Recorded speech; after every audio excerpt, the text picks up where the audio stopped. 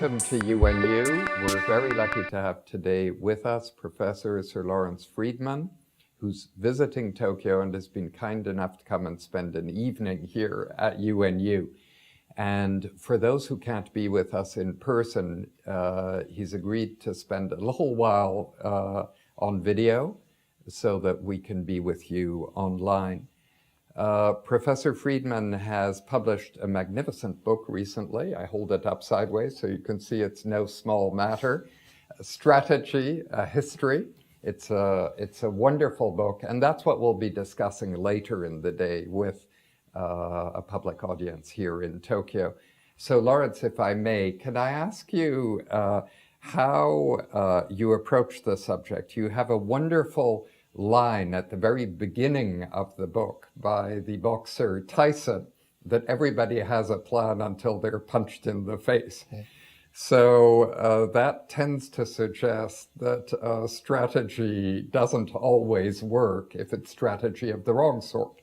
Yeah, I mean, the basic theme, I suppose, that comes through the book is that people who have ambitious and elaborate strategies that take them to some distant goal well into the future and involve lots of different steps that lots of different people have got to comply with if you're going to get to that goal, they tend to be a disappointment. Yes. That they tend not to be successful. And Tyson put it pithily.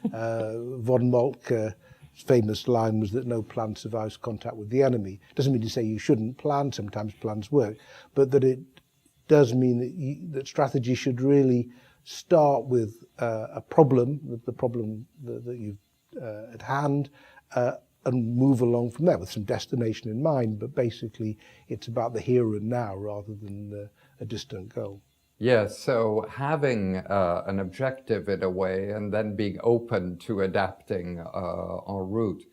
When I lived in India, I was very struck by the fact that American geostrategists, people from the Rand Corporation elsewhere, terrific people by and large, would come through and be just tremendously irritated with their Indian counterparts because the Americans would say, but you have no strategy, by which they meant you don't agree with our strategy or you're not participating in it.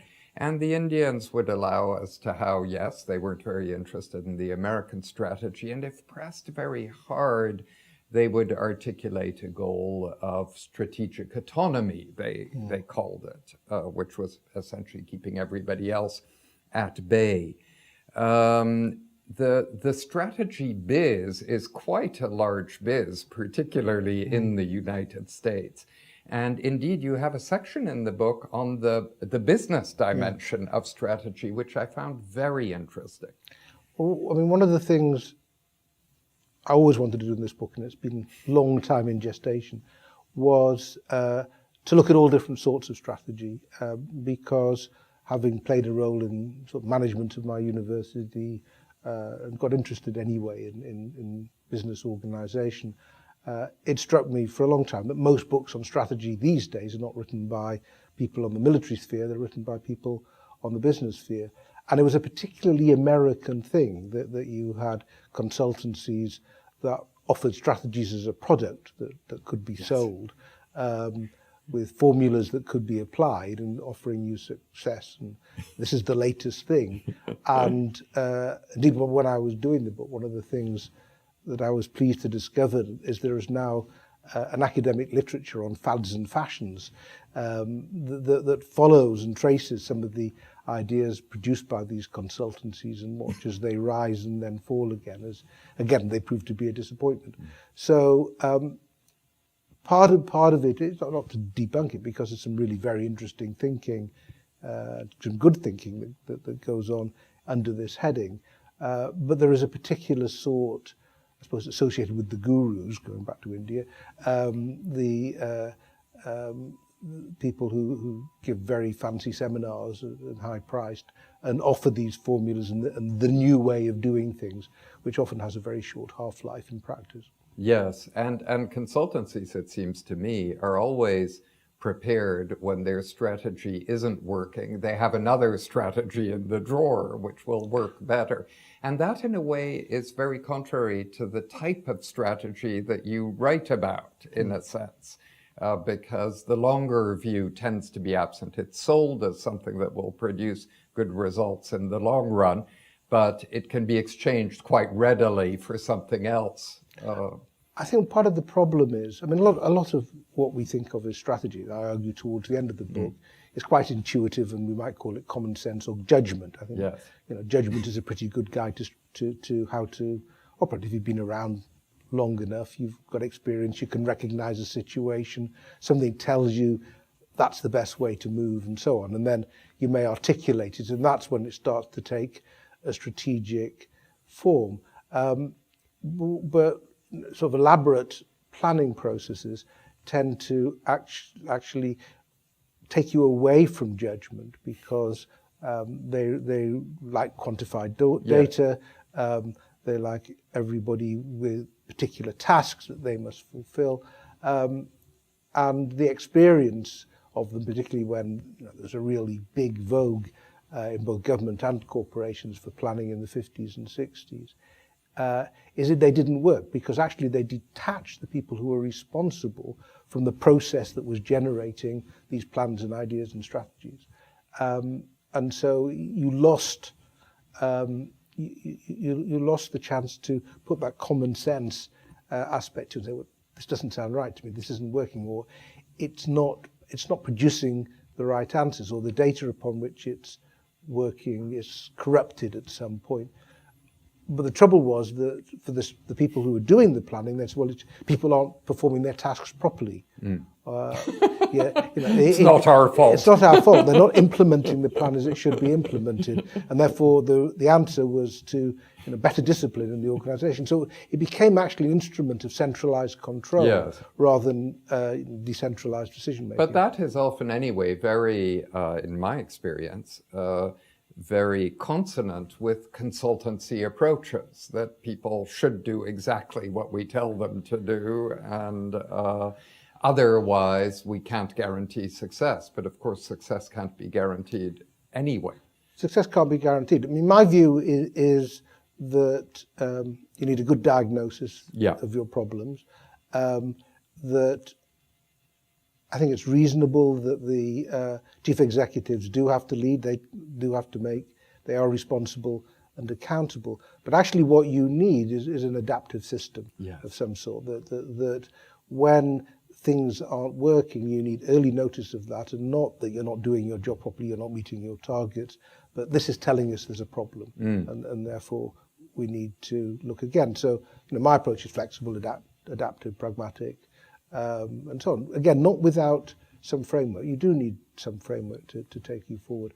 But as soon as you move into a rigid control and a definite plan, you're asking for trouble. Now, to your university, King's College London, and your department, which has had an extraordinary run, I think, over the last 25, 30 years, the Department of War Studies. Peace studies are very fashionable nowadays, and you don't run into many departments of war studies. No. Yours actually spans, it seems to me, from war to peace. Indeed. And so I wanted to ask you about the diversity you've built in with colleagues into that department. Well, I think, I put it down to, since the man who founded the department, who's still going strong in his early 90s now, Sir Michael Howard. Oh, of course. Yes. Who, although a historian, a very good historian, was very open to different methodologies and approaches. So he created first an interdisciplinary department, very few people to start with, that because you're dealing with war, took a dispassionate approach, not to say disengaged, but dispassionate, that you had to be, simply because of the horrors which you're often having to address, you had to use analysis as best you could to think it through. And that was influenced actually by his mentor, Basil Littlehart. And that because you're in the middle of London, you also have to stay engaged with policymakers and the media, and so because you can do it in the middle of London. But what it wasn't, obviously, was militarist. I mean, it wasn't saying that that we need wars or mongering wars. That wasn't the point. And if anybody suggests that, I say we've got a backlog. We don't need any more. There's plenty of wars around. Peace studies, I think, which the main department was and still is in Bradford in the UK, yes. I think, which was set up by Quakers, I think they were arguing that academic study should be improving and produce peace. Yes. I think we were more pluralist and diverse. But as things have turned out, the department now covers everything from prevention of war, conflict resolution, coping with the aftermath, as well as how wars are actually fought. And at some point, it seems to me, inappropriate to ask if there are better ways of fighting wars than some of those that are adopted, because those are the choices that policymakers sometimes find that they're facing.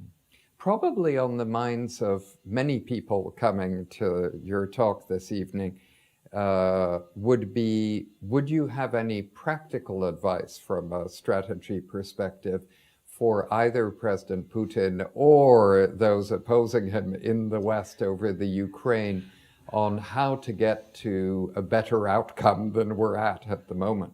Yes, I mean, I've been following Ukraine very closely, and it's quite interesting because Putin has been presented as some sort of brilliant strategist that has kept the West on the back foot and taken the initiative. And certainly he's the one who's taken every initiative. But I think he's a lousy strategist because although he's certainly damaged Ukraine and inhibits its future, he's done enormous damage to Russia in the process. And I think we'll end up with a very messy outcome as far as Russia's original objectives in Ukraine. It's been quite an impulsive sort of strategy. And one of the interesting things about it is that it's based on a series of quite fictional propositions about what happened in Ukraine, about the amount of support there is in eastern Ukraine for the Russian position, about things like the Malaysian airliner and so on.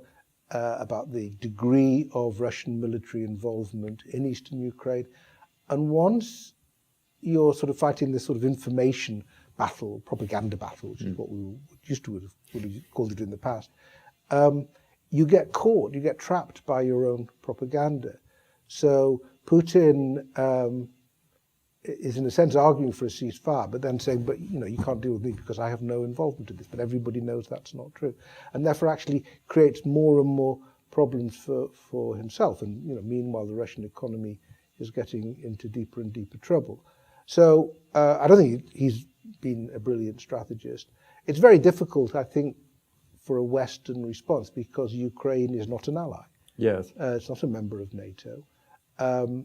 So you can respond to the violation of international norms, to the aggression, to the annexation of land which is not yours, whatever you may think historically, and no doubt, there's obviously a strong Russian case historically, but the matter of fact was Ukrainian. So you can respond to that, but it's not an Article 5 question in terms of the NATO mutual treaty. Defense. The attack on one is an attack on all. So I think the Allies don't want Putin to win in Ukraine, but they've had to rely on economic coercion as their main effort and are dependent on how the Ukrainians handle it themselves. And there are obvious limits to what they can do against reasonably well-prepared Russian troops. They did perfectly well against the separatists supported by Russian weapons and some special forces, but they struggled against Russian troops. So in the end, all you can do is support the government of Ukraine. The government of Ukraine is clearly quite divided itself now on between a peace party and a war party as to how it handles Russia.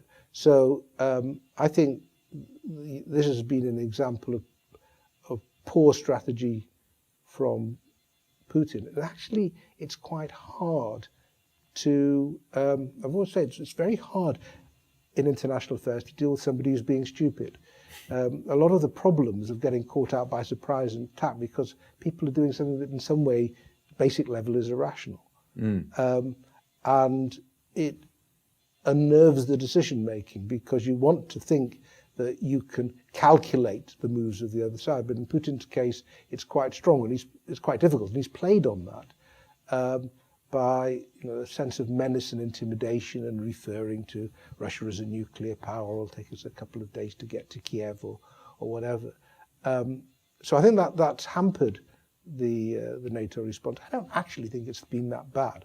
I mean, I know a lot of people think it's been quite weak, but actually, if you look at it in the round, given the starting expectations, it hasn't been that bad. Whether it's good enough, we'll see. Lawrence, thank you very much for being with us. These are the sorts of issues we'll be discussing later today, but for those joining us online, it's been a treat. Thank you. My pleasure.